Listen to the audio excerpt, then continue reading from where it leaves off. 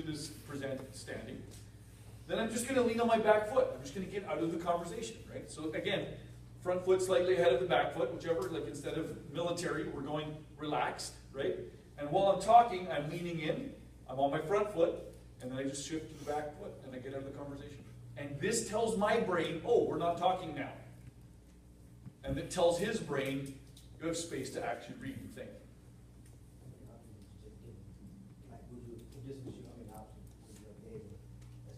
If I was, which trade? If I was HVAC, I'd give him ABC options. There'd be 3. I mean, as far as the air conditioning system, but I think replacing the systems? Correct. 4 to 6. But I haven't gotten to that yet. Okay, so I first got to get through the ABC. Yeah, and then once that's happened, then I can move forward. I know you said read the options off. Is that the same for the first option off? Is that the same for the AC trade too? In the AC trade, because option B is so dramatically different from option A, you can't read option A and then expect them to derive information for option B. Does that make sense? Yeah. So you need to explain both in the case of HVAC because they're different. They're so different that they actually require. So then you're just going to go through that. And my preference is always to have it facing my customer like this. If I'm at 45 degrees, that's what I'll do. And then I can just go through it and point. And their words are here. So we talked about this, therefore this. We talked about this, therefore this. I'm just linking, right? And then I'm going to say the numbers. Here it is. Option B is this much. Option A is this much. Spin it. Go ahead and take a look at the rest of those options. And then pull out the conversation. So that uncomfortable final moment that happens when it becomes 30, 45, we've all been there when you actually have shut up. Yeah. What are we, I find myself running out of things to do with my hand. I try hard to sit still. It's awkward. You guys know me pretty well. I have a hard time sitting still as it is. So what would you recommend us do in some of these moments where you just kind of want to move around? Who had a teacher that told you to stop fidgeting in school? Hands up, come on, you guys are lying to me right now. Right, we all did, right? Which is why we're so good with our hands. Those two things are connected, believe it or not. Makes perfect sense, doesn't it? I'm always doing something with my hands. Have you noticed that? I'm playing with a pen my whole life. I could stop, I could not do it. Like even while I'm training, right? I'm doing something with my hands because I'm a kinesthetic learner. That's how I learn. That's why I'm good with fixing things. That's why that stuff has always been a part of my life. And to tell a kid like that to stop fidgeting is not going to happen. So that's how we learn. That's why the toys are on the table, by the way. Did you actually learn better when you fidget? Your teacher was wrong. This is why the toys are on. So everybody reaches for a toy and I'm like, I can learn faster. Yeah. And I'll answer your question. Let's. I didn't know if he was using it just when you had told him to imagine a system Yep. that was so quiet that he didn't know it was Yep. running. Yep. Just the temperature magically. It just magically got comfortable in there. Yes.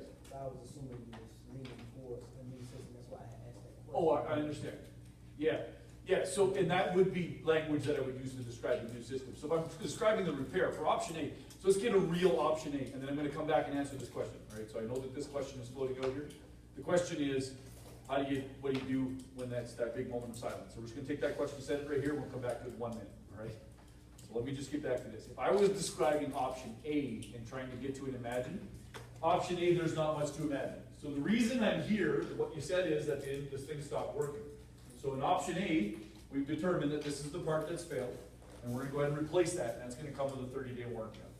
And that's it. That's all I can say about that. Now option B, this option's a little more robust. So now imagine that we've gone ahead and we've looked at all of the links of that chain that we feel like are even close to being able to break, and we've made it better.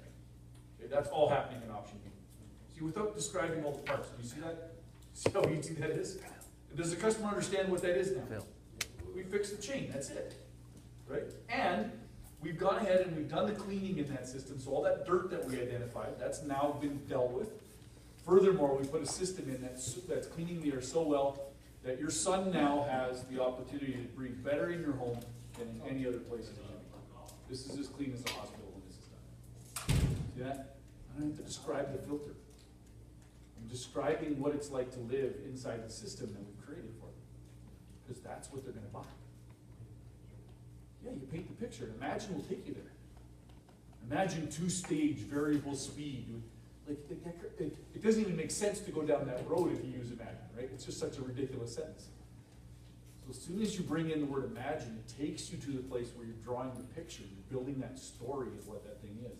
That engages the part of the brain of the customer that we want to engage, where they're actually listening, actively looking for that information. So back to what do you do when it's time to be quiet? Lean back and do whatever you're going to do. I will sometimes pull out my phone. If it's a long time to wait, I will look at my phone. And what I want to communicate is I'm disconnected. I'm back in it the moment I feel them coming forward, right? And you'll feel that, right? If I'm doing this again with Homer, he's going to be looking at the options, and then at some point he's gonna shift towards me. And it could be just a subtle, right? Like just a little turn like that, and I'll know that he's coming back in. Then I'm right back. Right? So what I don't want to be doing is sending text messages. 1 second. Like that's not what we're doing, right? We're not playing Clash Royale in that moment. Any Clash Royale guys in the room? Yeah. Oh, such a great game, isn't it? So much fun. Waste way too much of my life with that. So I'm not doing any of that stuff, but it's just subtle and light. You just want to communicate that you're out of the conversation. And it is hard for us fidgeters to sit. Right? So fidget with something. If you want, put a pin in your hand, and then you know how you do that thing where you unscrew the lid and you screw it back on the end of your pen. You do that 25 times, right? If that keeps you busy, that's good. That's okay. Fidget a little, sit there. Silence is one of the great arts of communication, page 137. It's your friend. Silence is your friend. Does this answer your question, guys? Absolutely. Thank you. Like, resist doing anything on your phone that's going to pull you out of the conversation with that customer. Stay present to them. But if just having it in front of you is like just gets you out of the conversation, fidget with your pen, flip through your notes, like whatever you got to do. Right? Just stay out. Let them have the space to think. And please, whatever you do, don't stare at them during this moment.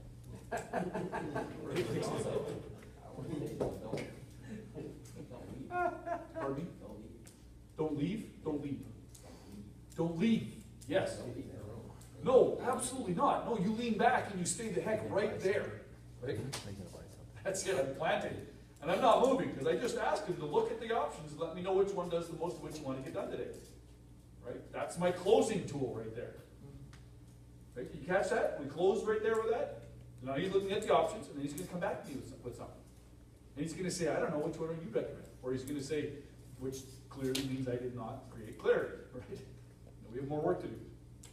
Or he's going to say, well, I don't know, I'm kind of leaning between 2 and 3. I don't know, which one do you think I should go with? What is it that you like about 2? And ask him another question. Right? I need to be there and be present to that. He's coming back to you as soon as he's gone through these options, or she is. So, yes? Over the phone.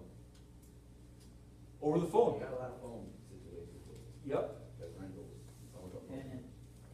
So how do you then deliver those options? Do you text them an image? Oh, that's an input. I feel like I'm gonna read this whole thing to them, or her, but then I'm consulting the telephone. Yes. So could you do the same thing over the phone? No.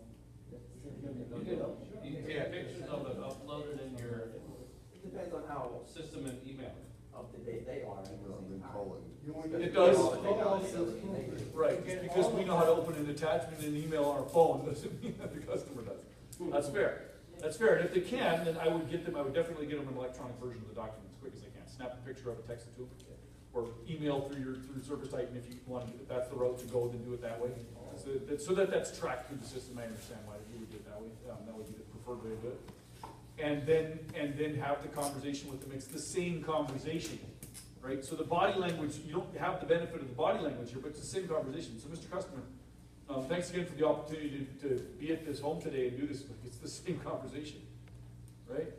And then describe the option one, and then wait for them to go through. And I'm going to give you a moment to read through those. So I'm just going to be quietly on the other end of the phone. The silence doesn't mean I've disappeared. It just means I'm giving you a chance to read.